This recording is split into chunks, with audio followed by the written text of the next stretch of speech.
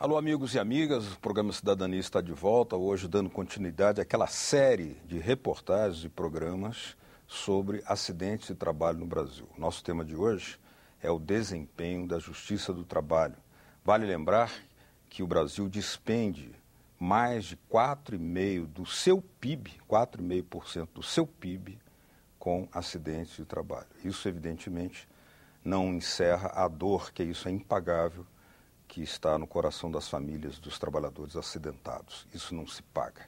Nossos convidados de hoje são a senadora Vanessa Graziotin, do Partido Comunista do Brasil do Amazonas, a quem agradeço pela presença, e também o doutor Germando Siqueira, ele que é o diretor de Assuntos Legislativos da ANAMATRA, que é a Associação Nacional dos Magistrados da Justiça do Trabalho. Muito obrigado pela presença, doutor Siqueira. Obrigado.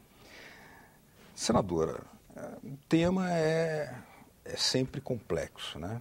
Já houve uma tentativa de esvaziamento da Justiça do Trabalho, naquele vendaval neoliberal, mas a gente tem sempre que avaliar esse desempenho, porque muitas vezes os trabalhadores acabam sendo as grandes vítimas e o país inteiro. Como é que a senhora iniciaria avaliando o desempenho da Justiça do Trabalho no Brasil? Olha, eu quero fazer uma observação, antes de falar sobre o desempenho, que a tentativa de esvaziamento não foi só em relação à Justiça do Trabalho, foi em relação à própria lei trabalhista. Nós temos no Brasil já há mais de 70 anos a consolidação das leis do trabalho, a CLT, e houve sim uma tentativa, à época eu era deputada federal, de esvaziar a CLT e fazer com que prevalecesse a essa legislação o negociado entre patrão e empregado, que seria muito ruim, porque quando nós falamos de uma relação no mercado de trabalho entre patrões e empregados, nós estamos falando de uma relação onde existe um elo muito forte, poderoso, que é o detentor dos meios de produção, em relação ao trabalhador, aquele que não tem nada além da sua própria força de trabalho. Então, para que haja um equilíbrio na balança entre um lado muito forte e um lado muito enfraquecido, sem poder, há necessário, sim, um conjunto de normas que se expressam através da CLT,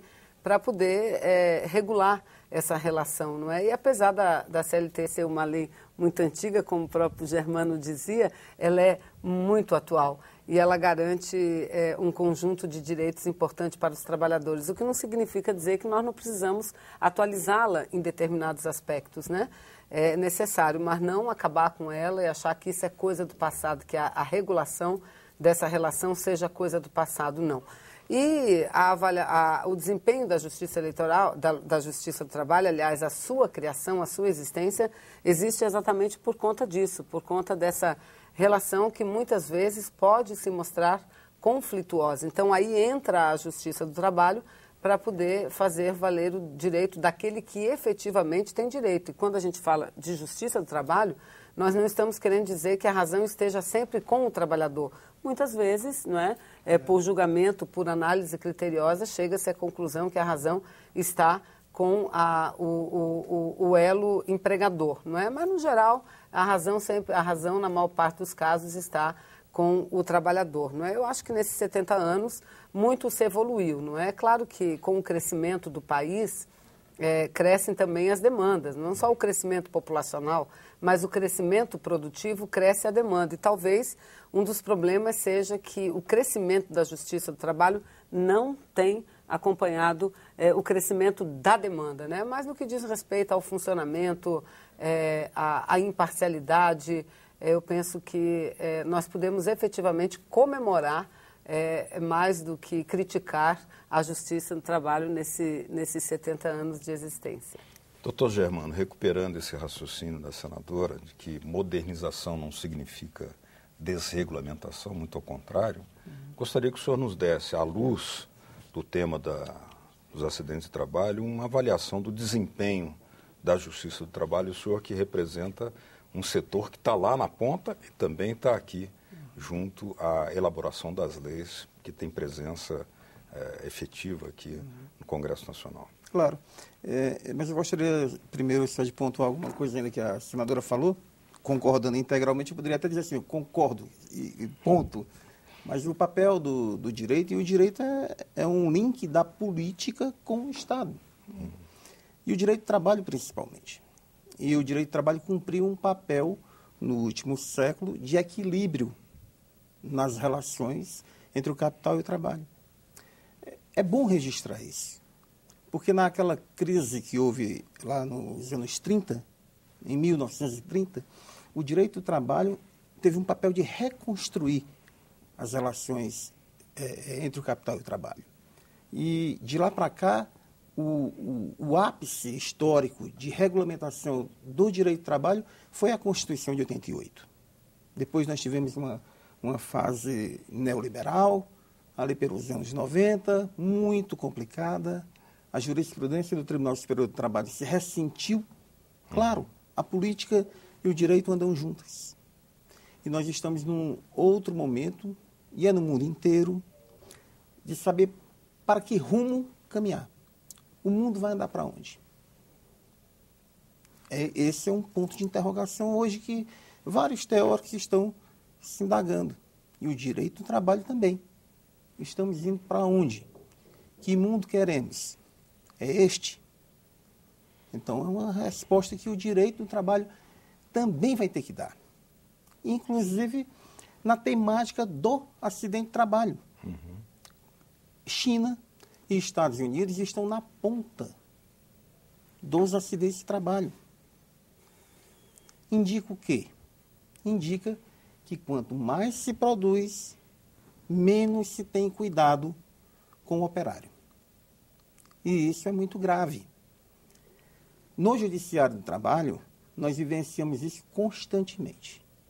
E o principal setor hoje em nosso país é qual? É o que mais cresce, é a construção civil. Tudo tem a ver com tudo. Quem mais cresce no mundo? China, os Estados Unidos já cresceu muito, já foi o principal país. O Brasil está crescendo muito e está no topo do país que precariza a segurança no trabalho. Então, nós temos que ter, no primeiro momento, o convite a refletir por que não se cuida da segurança no trabalho. Ontem mesmo aqui houve um acidente nesse ramo que cuida das empresas de eletrificação. Outros tantos gravíssimos depois da privatização. Então, temos todos que refletir. O judiciário é a ponta. Mas antes disso, temos que ter o trabalho de prevenção. Isto é muito mais importante do que pura e simplesmente apurar o dano moral. O trabalho preventivo é mais importante. Vamos aprofundar essa temática, e sem dúvida, mas antes eu gostaria de convidá-los, aos telespectadores também, a assistir um vídeo feito pela nossa produção. Por gentileza. A Justiça do Trabalho é a mais procurada pelos brasileiros e reconhecida como uma das áreas mais ágeis do judiciário.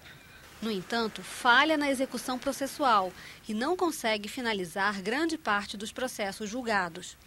Levantamento recente do Tribunal Superior do Trabalho mostra que a cada 10 trabalhadores que ganham uma ação, somente 3 conseguem receber. Dona Ivani Cândido de Jesus, mãe do operário Emerson Fortunado, de 20 anos, que sofreu grave acidente de trabalho, conta que passou por momentos difíceis por não ter o apoio necessário. Conversei muito com eles, porque eu estava passando situação difícil, né? E inclusive até hoje ainda passo, não foi fácil. Mas que a empresa chegou assim e deu assistência, não foi não, eu que fiquei procurando. O treinamento correto dos operários pode combater e reduzir a taxa de acidentes e de mortalidade. Para o ministro do Tribunal Superior do Trabalho, Carlos Alberto Reis, a conscientização dos empregadores é fundamental. O que é necessário é efetivamente uma consciência, não só por parte dos empregadores, que é indispensável, porque eles é que mantêm as condições de trabalho, mas também dos empregados, que devem ter a possibilidade de ter voz para se insurgirem contra condições degradantes. Senador, essa relação é sempre complicada, porque ninguém ignora, mais a senhora de um partido de esquerda, que há um conflito inconciliável entre capital e trabalho. É uma luta permanente, história fora, né? Mas a parte mais fraca é sempre a dos trabalhadores, embora todas as duas partes sejam obrigadas ao cumprimento das leis e o próprio Estado. Onde é que está falhando aí, porque o volume de acidente do trabalho no Brasil é muito alto? Então, primeiro eu quero concordar também quando você disse que são interesses inconciliáveis. E até que a gente não viva uma ruptura, não é, desse sistema, enquanto o sistema ele servir e todo ele girar em torno de garantir o lucro para o detentor dos meios de produção, ou seja, a reprodução do próprio capital, a gente vai vivenciar esse problema. Então, a luta nossa do parlamento, a luta da própria Justiça do Trabalho, dos magistrados que atuam na Justiça do Trabalho, é exatamente para minimizar. Né? Enquanto não houver essa ruptura, tudo o que nós fizermos será para minimizar e diminuir esses altos índices de acidente de trabalho e esse índice alarmante da dificuldade na execução, porque é isso.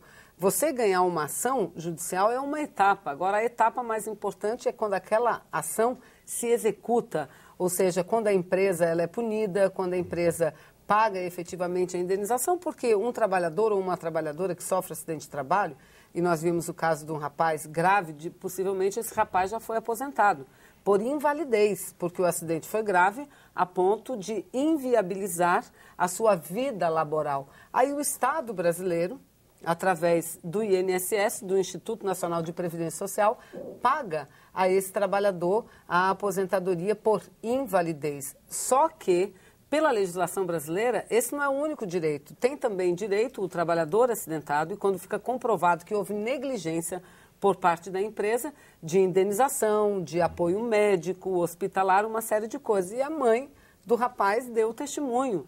Nós não conseguimos, o pouco que consegui foi porque eu fui atrás. Então, talvez isso, esse baixo nível de execução, ele esteja funcionando ao inverso, ele esteja funcionando como um incentivador para que as empresas não cumpram a lei. Porque ele disse, não, para mim é mais barato, porque no capitalismo, infelizmente, é assim. Ele não vê a comodidade, a qualidade, a segurança das pessoas. Ele quer saber o quanto ele ganha mais. Então, assim, olha, se eu der assistência, eu vou gastar tanto. Se eu não der, o processo ele vai perdurar por tantos anos que eu vou acabar não tendo que cumprir a minha obrigação. Eu poderia comparar com a questão de creche. A legislação brasileira exige creche, entretanto, é mais barato ainda pagar multa do que manter a creche. Não é verdade? É mais barato. Então, eu acho que o que nós precisamos fazer, e a Justiça do Trabalho e a Ana Matra, os magistrados, têm sido peças fundamentais nessa luta ao lado do parlamento, ao lado dos trabalhadores, nós precisamos encontrar mecanismos e métodos para agilizar, né, a Justiça do Trabalho do início até a execução. Você veja, no começo da reportagem foi dito, nós estamos falando de uma parte do Poder Judiciário mais ágil. Imagina as outras partes como são, não é? Mas é acelerar, e as formas vêm sendo praticadas. Nós temos as câmaras de conciliação que têm ajudado muito, não é?